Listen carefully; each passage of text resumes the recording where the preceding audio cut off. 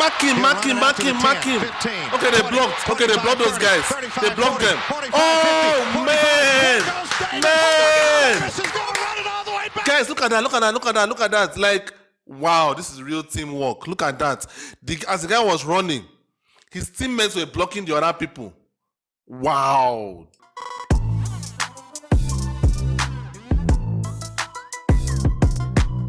Hello everyone, welcome back to the channel.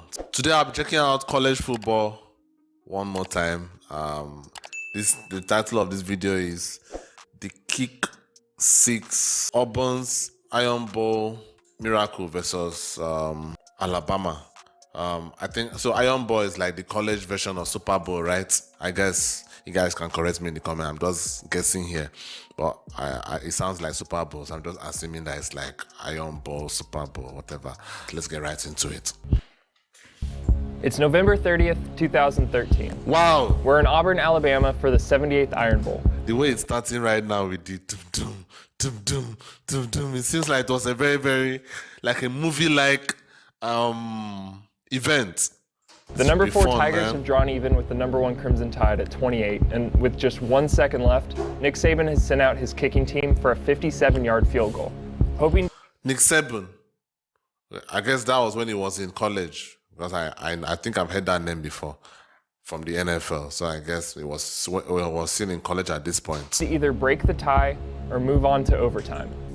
Whoever wins here tonight will move on to the SEC championship and likely play for the national title. This snap is set to dictate much of the college football season, and you likely remember what comes next, but for everything that made it special and truly matter, let's rewind. It goes without saying that these schools hate each other, but that hate has led to some incredible performances and fueled some even more incredible comebacks.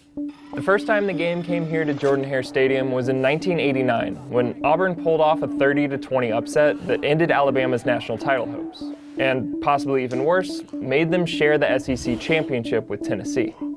In '84, a missed block by Bo Jackson on 4th and goal capped off Alabama's victory over the number 11 Tigers. In 1972, Alabama came in as a 2-touchdown favorite, but Auburn blocked 2 punts in the final 5.5, returning both for scores to win 17-16. Legendary coach Bear Bryant even admitted that nothing matters more than beating that Cal College on the other side of the state. Recently, that statement has held even more weight considering the winner of the last 4 Iron Bowls has gone on to be crowned national champ. But for Auburn, after the comeback in 2010, the Tigers hadn't shown up in back-to-back matchups. In 2011, they put up 14 points, all of which came from defensive scores, before getting shut out a season later. So in the first quarter of tonight's game, when Auburn QB Nick Marshall took off for a 45-yard touchdown to open the scoring, it marked more than just the first offensive points scored by the Tigers in 3 years. It also represented hope that this rivalry could be competitive again. And, well, yeah. But it hadn't been expected that Auburn would make it this close, this quick. After Cam Newton made Gene Chizik look competent in 2010, Auburn struggled to replicate that success. Their title defense came up well short as they alternated wins and losses from October on.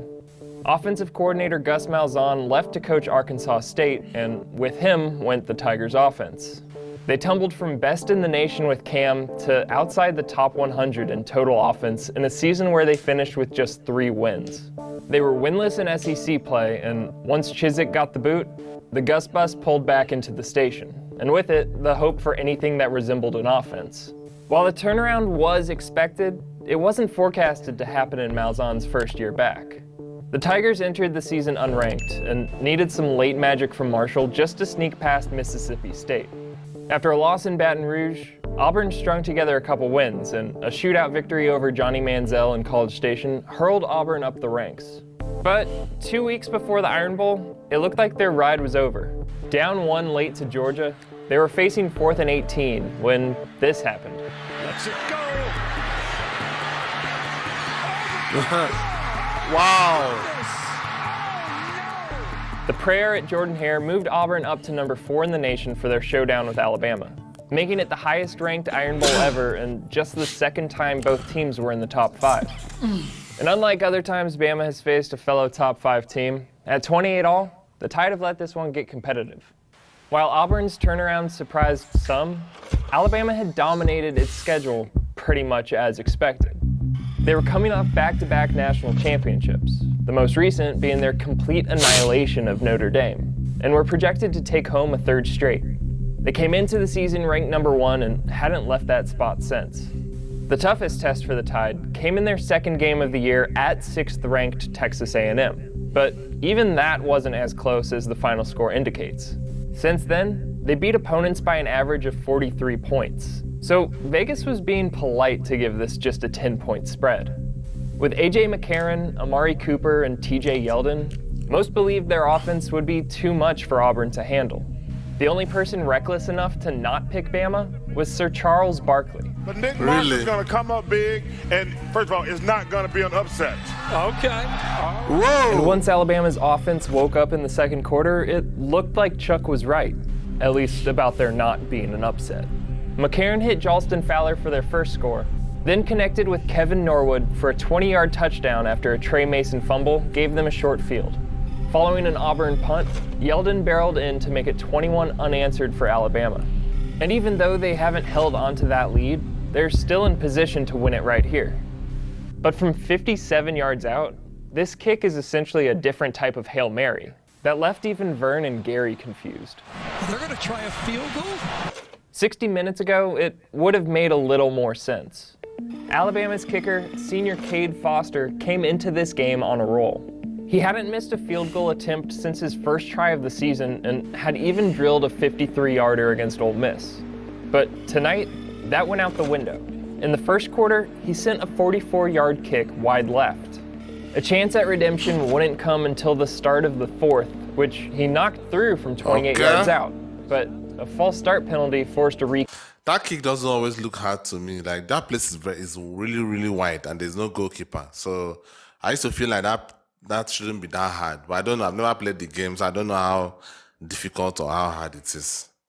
Kick from 33, which he badly missed, again to the left. 9 minutes later, Saban avoided his struggling kicker, going for it on fourth down instead of attempting a 30-yard field goal that would put them up 10, a gamble that didn't work out. Foster would later get a chance to put Bama up double digits late, but Cade Foster kicks it, and it's going to be wide left. It's blocked. It's blocked. it just wouldn't be his night. By the time Alabama was looking at a 57-yarder to win it, Foster had lost his chance to play the hero. He was replaced by a freshman kicker who even Vern didn't know. It's Adrian Griffin. It's actually Adam Griffith, who had only attempted 2 kicks all season, making one from 20 and missing the other from 30. I've seen that name before. He's in the NFL now, right? Whether Saban had seen enough of Foster or didn't want to further shake the senior in case he was needed in overtime, Griffith lined up with 1 second left, looking to end it. But wait, who's this little guy down here? So that's senior cornerback Chris Davis. He's a real long way from the ball, but a moment earlier, he wasn't even on the field. Auburn originally sent fellow DB Ryan Smith to the end zone in case the kick came up short. But realizing they had someone a little better at returns, called a timeout to make the switch. Davis, one of just a handful of players remaining from the Tigers' 2010 national championship, was leading the nation in punt return average. Against Tennessee, even after a muff, he took one to the house, which sparked an Auburn rout. And afterwards, let the media know he didn't need much to do something special. I seen that I had a little space. All I need is a little crease, and I can do something with the ball like that. On top of those duties, he entered tonight as Auburn's leading tackler. But while he added another 10 to his total, back in the fourth, Auburn probably wished their top defensive back had been closer to the action on one play in particular. With Alabama in the shadow of their goalpost following an Auburn punt, Davis was up at the line playing the contain on an expected rush attempt. But coming off the play action, McCarron unloaded one deep to the opposite side of the field. Amari Cooper just had to shake off one would-be tackler while the trailing corner could only watch as Alabama took a 7-point lead. I know so many of these guys' names, man. It's like all of them made it in the NFL because I've been hearing all these names. I see guys when I watch ESPN First Take, I watch on the screen. I watch all those ESPN shows and Fox shows. So I've heard all these names on the side. It's not like I actually try to hear or listen to what they said about them, but I've heard it on the side. And when Auburn got the ball back, still trailing 28-21 with 2.5 minutes remaining, it felt like Bama's defense would hang on. The Tigers' last 4 drives had ended with 3 punts and a turnover on downs, as the Tide had clamped down on their use of the option. It felt like only a matter of time, considering they were facing a quarterback who began his career as a 3-star defensive back at Georgia, and was still just in his first season leading the Auburn offense. But, as he'd been asked to do throughout the season, Marshall once again looked to bail Auburn out with under a minute to play. After handing it off to Trey Mason for 6 straight rushes, Marshall kept the ball himself. As the defender bit, he found Sammy Coates with nothing but space around him. And now, both sides hope for a different sort of miracle. The fact that there's still 1 second on the clock is a pretty good start for Alabama. Starting from their own 29 with just 25 seconds remaining, the idea of getting close enough even for a Hail Mary pass took a hit when McCarron had to dance around the pocket before getting rid of the ball, which quickly killed 9 seconds. Alabama then seemed content to head to overtime, but on 2nd down, Yeldon gained enough that Saban called one of their 2 remaining timeouts. With 7 seconds left, the booth expected an end zone shot. Here comes Alabama's Hail Mary. But instead, they ran the same draw, which Yeldon took toward the Alabama sideline. He was met by Chris Davis, who not only forced him out, but unintentionally became an obstacle for Yeldon that kept him from actually reaching the sideline until after the clock hit 0. As CBS decided it was going to overtime, officials gathered and took a look at the play. Following the review, they put 1 second back on the clock, which brings us back to here. They're going to try a field goal? And from past to future, there's a lot on the line. We've watched 2 bitter rivals trade scores all night long, with the winner moving on to the SEC championship and possibly a chance at the national title from there. Alabama's kickers would probably rather throw out the game tape from tonight, but now they're being asked to win it here. Auburn is looking to cap off a turnaround season that few expected to happen in Malzahn's first year. And their senior corner waits, hoping to guide the Tigers back to the title game. After 60 minutes, it comes down to this. Welcome to a moment in history. 0.01. Does not have the leg. And Chris Davis takes it in the back of the end zone. He'll run it out to the 10, 15, 20, 25, 30, 35, 40, 45, 50, 45. Whoa! That's crazy. That's crazy. Auburn's going to win what the hell? How did they allow him to do that? Out to the 10. Does not have the leg. And Chris Davis takes it in the back of the end zone. Mark him. 15, Okay, they blocked. Okay, they blocked those guys. 35, They blocked 40, them. 45, Oh, 50, man. 45, Man. Davis is going to run it all the way back. Guys, look at that. Like, wow, this is real teamwork. Look at that. As the guy was running, his teammates were blocking the other people. Wow. Jeez, that is crazy. Look at that again. Look at that. Does not have the leg. And Chris Davis takes it in the back of the end zone.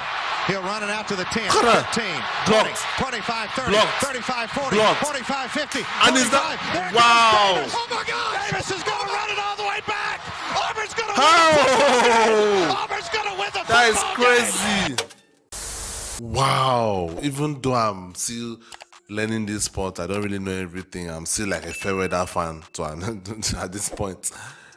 That is so incredible. Look at that. Like his teammates. And I'm just wondering, that is poor defending. I don't know what you guys think. I know you guys know this sports better than me, but that is poor defending. How was it possible that there was nobody at the back of that place? Everybody was just trying to the point is that the whole team was trying to go for the ball. Why didn't they try to defend instead of going for the ball? I'm not saying that you should not go for the ball, but the whole team going for the ball, that's a bit, I don't know, that's terrible defending to me, in my opinion. That's just how I see it. Wow, that is incredible. Guys, what do you guys think? Let me know that in the comments. This was a video suggestion. I really liked watching this kind of video. I enjoy it. If you have any other suggestions, send it, put it down in the comments or send it to my email that you can see everywhere on my channel. I'll see you on the next one.